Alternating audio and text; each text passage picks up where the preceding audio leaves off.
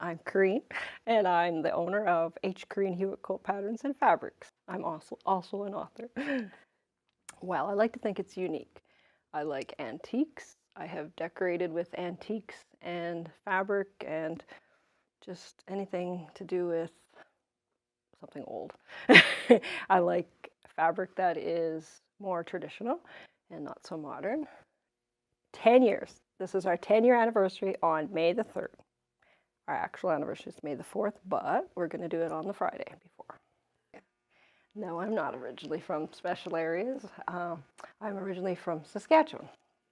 And what brought us here was my husband changed jobs. We moved to Drumheller, and when I decided to open a quilt shop, I decided since Drumheller already had a quilt shop that I would come to Hanna because they no longer had one.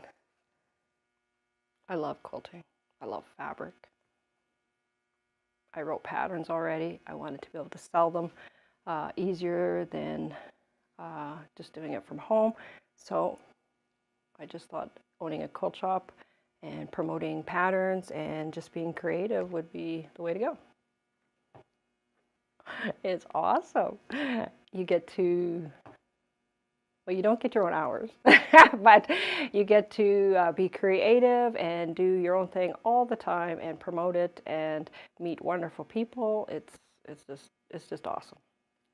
It's kind of a funny story.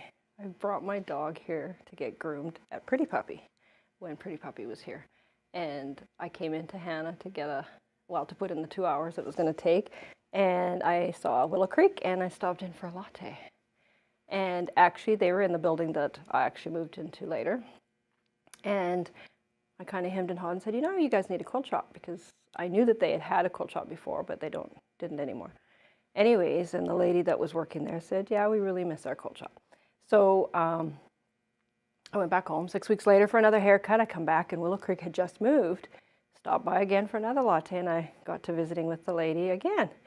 And anyways, I just decided that since the place next door was vacant, that maybe it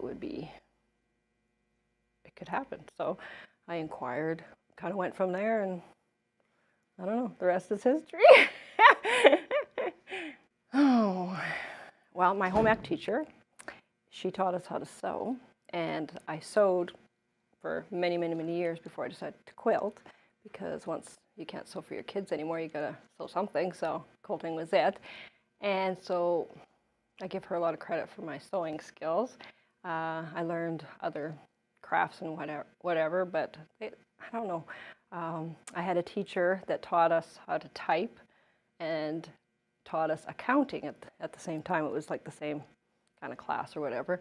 Anyway, so I actually wrote him a letter last year and gave him a set of my books saying that without my typing skills and my accounting skills, I wouldn't have written a book or been in business. So I give him credit for that too.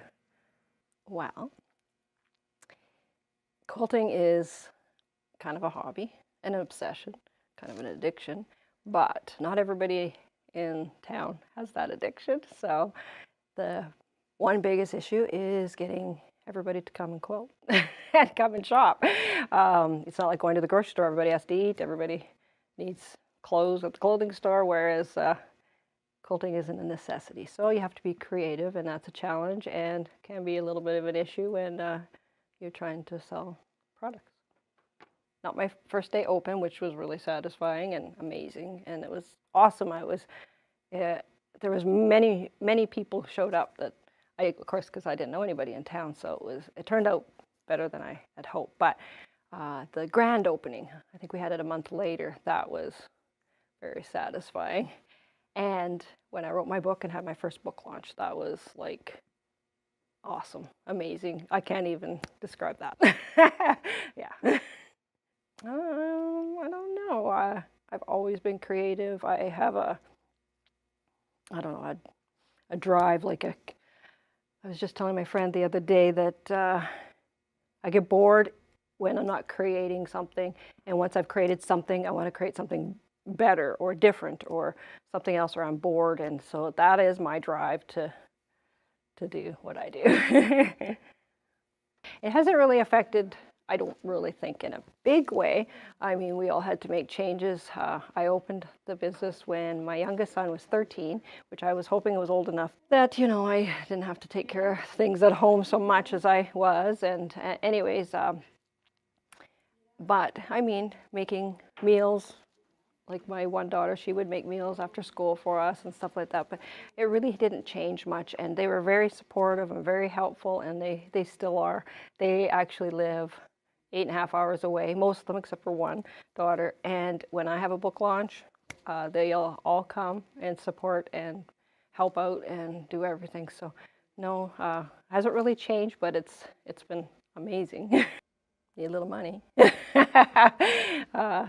Family support, a good drive. You need to have drive. You have to have persistence and patience, and don't expect things to happen overnight. It doesn't happen overnight.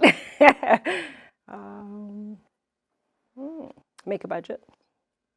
Don't go past your budget. Find a affordable place to open their business if they need a venue, and start out slowly. Don't get over your head. It feels like maybe like you didn't start out with much. Like when I look back at my pictures from when I first opened, I had nothing compared to what I have now. But don't get discouraged. Just persevere. Young children turning into quilters, that would really help. A lot of the quilters are older. We don't have as many young people, but we do have a 4-H group that comes in once a month here, and Maureen Benedict teaches them, and we're creating quilters. And no, we need to get the young people going, and that would help for sure. This is my motto at the quilt shop. I made it up, actually. I tease my friends that I may not know everything, but I'm always right. We don't make the prices. Everybody, the price of fabric has gone up in the last, well, at least last 4 years, and I hear that complaint all the time. And when I get new fabric in, I just cringe at the price that I got to make it. And that's one thing that I wish that people understood, is that it's not cheap to get in fabric.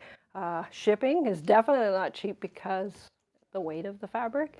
And so when we price it, we don't like to price it the way what it has to be priced, but it's the way it is.